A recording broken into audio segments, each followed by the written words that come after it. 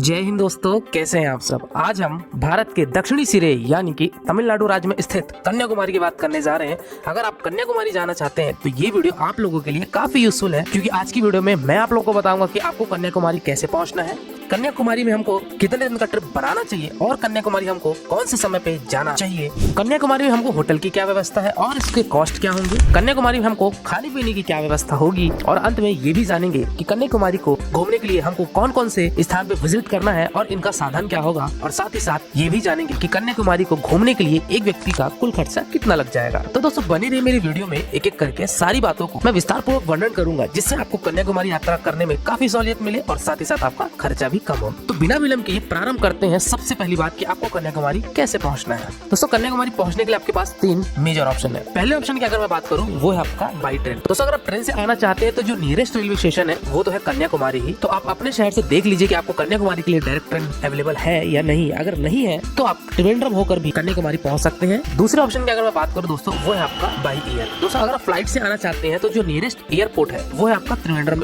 Airport, जो कि केरला की कैपिटल है। और त्रिवेंद्रम से आपको कन्याकुमारी की जो दूरी है ये लगभग आपको 90 किलोमीटर के आसपास पड़ेगी, और ये 90 किलोमीटर की दूरी या तो आप तय कर सकते हैं बाई बस के द्वारा, या तो फिर आप चाहें तो पर्सनल कैब बुक करके आप कन्याकुमारी पहुंच सकते हैं। 3 घंटे का ये रोड सफर रहेगा और आप कन्याकुमारी पहुंच जाएंगे। और लास्ट यानी कि तीसरे ऑप्शन की अगर मैं बात करूं दोस्तों वो है आपका बाई बस का। दोस्तों हालांकि कुछ टूरिस्ट जो कन्याकुमारी घूमने जाते हैं तो वो या तो फिर त्रिवेंद्रम होते हुए या फिर केरला ट्रिप करने के बाद या फिर रामेश्वरम ट्रिप करने के बाद तो कन्याकुमारी विजिट करते हैं। तो आपको रामेश्वरम से भी, मदुरई से भी, त्रिवेंद्रम से भी, हर जगह से आपको डायरेक्ट बस कनेक्टिविटी मिलेगी कन्याकुमारी के लिए। तो आप चाहें तो ये बस के माध्यम से भी आ सकते हैं, या नहीं तो अगर आप किसी और साउथ के बड़ी सिटी से आ रहे हैं तो वहाँ से भी आपको डायरेक्ट कनेक्टिविटी मिल जाती है कन्याकुमारी की। चलिए दोस्तों हम कन्याकुमारी पहुंच चुके हैं और सबसे बड़ा प्रश्न आता है कि हम कन्याकुमारी में स्टे कहाँ करें। दोस्तों कन्याकुमारी बीच, या फिर ये कहना चाहिए जो कन्याकुमारी माता का मंदिर है, जिसको अम्मन माता मंदिर के नाम से भी जाना जाता है, तो उसके आसपास यानी कि आधे किलोमीटर के दायरे में आप वहाँ होटल ले सकते हैं।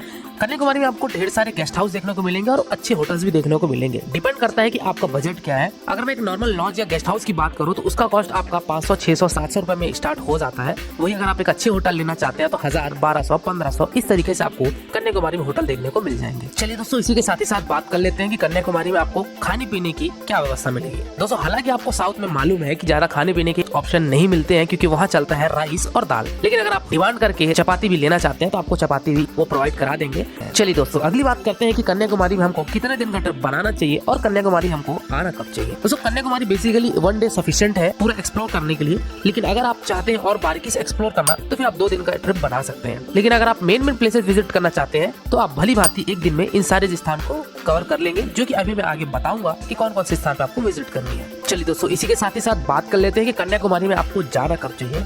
दोस्तों जैसा कि आपको पता है साउथ में गर्मी थोड़ा सा ज्यादा पड़ती है, तो कन्याकुमारी विजिट करने के लिए जो सबसे बेस्ट समय है वो है आपका अक्टूबर से लेके फरवरी तक का, क्योंकि ये टाइम पीरियड होता है आपका विंटर का, और विंटर में वहाँ माहौल भी अच्छा होता है, क्लाइमेट भी अच्छा होता है, और साथ ही साथ आपको घूमने में भी काफी मजा आएगा। सबसे पहला और सबसे मुख्य स्थान जो है दोस्तों वो है आपका कन्याकुमारी माता का मंदिर, जिसको अम्मन माता मंदिर भी कहते हैं। दोस्तों कन्याकुमारी बीच जहाँ पे आपको सनसेट पॉइंट भी मिलेगा, उसी के नजदीक में ही है आपके कन्याकुमारी माता का मंदिर। माता जी के दर्शन कीजिए, जय माता दी कहते हुए मंदिर से बाहर आइए और आपको प्रस्थान करना है अगले स्थान की तरफ, जो कि सबसे मुख्य स्थान है विवेकानंद रॉक मेमोरियल। दोस्तों त्रिवेणी संगम पे बना हुआ ये विवेकानंद रॉक मेमोरियल वो स्थान है जहाँ पे स्वामी विवेकानंद जी ने 1892 में 3 दिन तक लगातार मेडिटेशन किया था, और इसी विवेकानंद मेमोरियल के अंदर स्वामी विवेकानंद जी की एक भव्य स्मारक है। लेकिन यहाँ पहुँचने के लिए दोस्तों आपको पहले लेना पड़ेगा कन्याकुमारी बीच से आपको फेरी में बैठना है, और फेरी वाला आपको लेके जाएगा अब थिरुवल्लुवर स्टैचू। दोस्तों विवेकानंद रॉक मेमोरियल के थोड़े से पास में ही है थिरुवल्लुवर स्टैचू, और साथ ही साथ आपको इस सागर के बीचों बीच में आपको रहकर एक अलग ही अनुभव प्रदान होगा। तो दोस्तों आप यहाँ भी कुछ समय बिताइए और वापस से फेरी में बैठिए और आ जाइए आप कन्याकुमारी बीच के पास।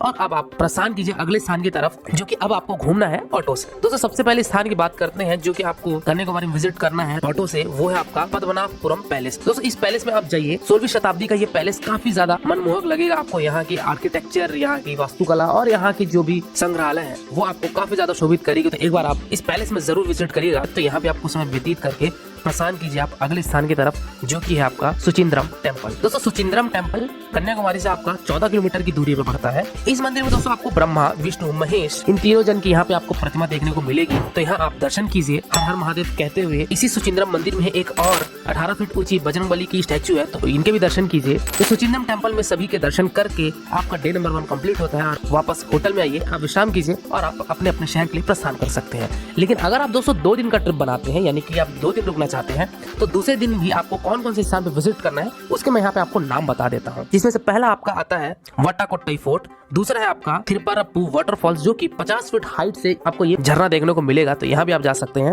और तीसरा है आपका सुनामी मॉन्यूमेंट्स। तो दोस्तों ये 3 चीजें जो है ये आप डे नंबर 2 पे कवर कर सकते हैं अगर आप 2 दिन का ट्रिप बनाते हैं। लेकिन अगर आप 1 दिन का ट्रिप बनाना चाहते हैं तो मैंने आपको आइटनरी बता दी कि आपको कौन कौन से स्थान पे विजिट करना है और कैसे कैसे आपको विजिट करना है। चलिए दोस्तों लास्ट बात करते हैं कि कन्याकुमारी घूमने के लिए हमको एक व्यक्ति का कुल खर्चा कितना लग जाएगा। तो दोस्तों अगर आप 1 दिन का ट्रिप बनाते हैं और अगर आप एक मॉडरेट होटल में रुकते हैं तो आपका जो एक व्यक्ति का जो खर्चा है वो अप्रोक्सीमेटली आपका 1500 से 2000 रुपए आएगा। तो दोस्तों ये था कन्याकुमारी यात्रा का संपूर्ण वर्णन। आज की वीडियो में दोस्तों फिलहाल इतना ही। मिलते हैं फिर एक नई वीडियो में एक नई यात्रा के साथ। तब तक के लिए शुक्रिया। जय Hind. Wish you safe, comfortable and happy journey.